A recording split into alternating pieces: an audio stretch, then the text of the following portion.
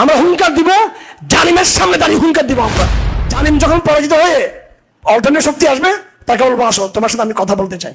আমি এখন নাম নিয়ে ফেলি পুলিশের, এ কামরুজ্জামান গোয়েন্দা বাহিনীর, আমাকে চেয়ার দিয়ে মারিছিল, এই চেয়ার নিয়ে মারছিল আমাকে, আমার চোখ বাঁধা ছিল।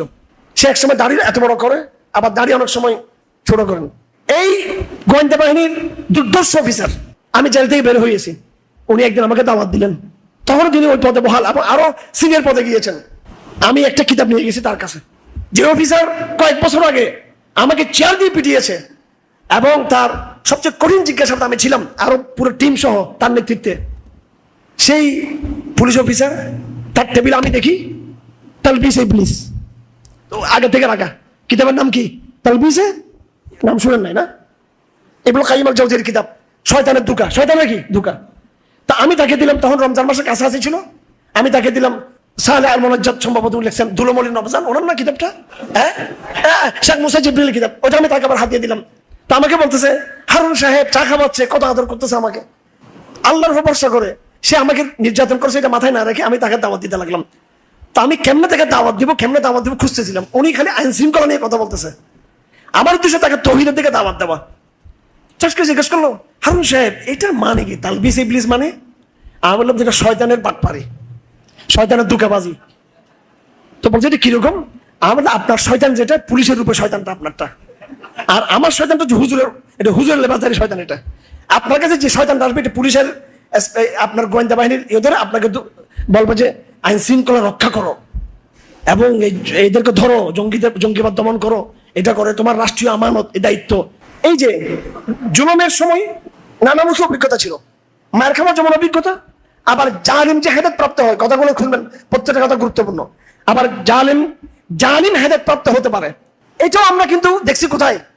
মুসলিম হওয়ার, শুধু জেলখানে না, বাইর হওয়ার পরও দেখছি গোয়েন্দা বাহিনীদের একাংশ, পুলিশের একাংশ, র্যাবের একাংশ, এনএসআই, ডিজিএফআই, এসবিদের একাংশ, যারা আমাদের নির্যাতন করেছে, তারাই কিন্তু আলহামদুলিল্লাহ তারা হেদায়েত প্রাপ্ত, মোটামুটি হেদায়েত প্রাপ্ত হয়েছে। এই যারা ছাত্র আন্দোলন, তারা কি পুরোপুরি ইসলামকে গ্রহণ করেছে? তারা কিছু আচরণ তাদের দেখা যাচ্ছে বিভিন্নভাবে, যেগুলো কিন্তু আমি এখন বলতে চাই না, তারা যেহেতু আমাদের সাথে একটি সমন্বয় আছে, সেজন্য তাদের কিছু কিছু আচরণ ইসলামের পক্ষে যাচ্ছে না। ফ্রি ম্যাক্সিং, মেয়েরা কেন থাকবে? জুলুমের সময়, নির্যাতনের সময় আপনারা জানেন, এই জুমার আগের জুমায়, এটা চতুর্থ জুমা, একদম প্রথম জুমা থেকে আমরা স্পষ্ট কথা বলেছি। আপনারা খেয়াল করছেন না? এখানে আপনাদের সাথে উপস্থিত হয়েছে জামি ইসলামের পড়িয়া মাদ্রাসার অনেক ছাত্র এখানে আছে। এই ছাত্ররা তারা আন্দোলন করেছে, তাদেরকে শিক্ষকরা কিন্তু তারা বারণ করছে, সবাই বলছে তোরা সব গ্রেপ্তার হবি, সব ধ্বংস হবি।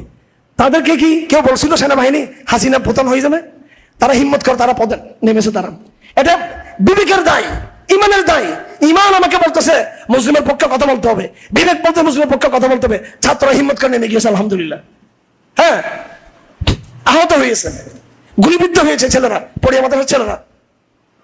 সবাই তাদেরকে বলছো তোরা জঙ্গি, তোরা চরমপন্থী, তোরা ভুল করতেছস, তোদের সমস্যা আছে, তোরা কিন্তু সবাই ধ্বংস হবি। আর ওই লোকগুলোই কয়েকদিন পরে বলতেছে মাশাআল্লাহ, সাবাস, ধন্যবাদ, সিংহ পুরুষ, আমাদের গৌরবান্বিত সন্তান, আমাদের ওয়েলকাম, তোমাদেরকে আসো আসো। বয়ান পাল্টে গেল। হ্যাঁ ভাই, আমরা যদি জালেমের ভিতরে লড়াই করতে গিয়ে আমাকে যদি মেরে ফেলতো, এটা কি আমার অকল্যাণ? এটা আমার অমঙ্গল? আমি সত্য কথা বলেছি, মেরে ফেলছে, এটা আমার কল্যাণ হবে? এটা তো আমার সৌভাগ্য। বিজয়ী হয়েছি, তাও আমার সাফল্য, দুইটাই তো। সমস্যা কিছু এখানে? আমাকে বিজয়ী হতে হবে এটা কোনো জরুরি নয়, আমি পরাজিত হতে পারি। তো যাই হোক, আমার আজকের বক্তব্যের মূল মেসেজ হলো, অতীতে জুলুমের বিরোধিতা করতে গিয়ে আপনারা যেভাবে আলহামদুলিল্লাহ এই ঈমানের পরিচয় দিয়েছেন, এই বর্তমান সময়টাতে দাওয়াতের সুযোগ তৈরি হয়েছে আলহামদুলিল্লাহ। এই সময়টাতেও আপনারা কি করবেন? সর্বোচ্চ আল্লাহর জমিনে আল্লাহর তাওহীদকে প্রতিষ্ঠা করার জন্য প্রত্যেকটা হৃদয়ে আধুনিক এই প্রজন্মের যারা রয়েছে, তাদের অন্তরে, ছেলেদের মেয়েদের অন্তরে তাওহীদের বীজ বপন করার জন্য নিবিড়ভাবে আপনি আজকে থেকে কাজ করবেন ইনশাআল্লাহ।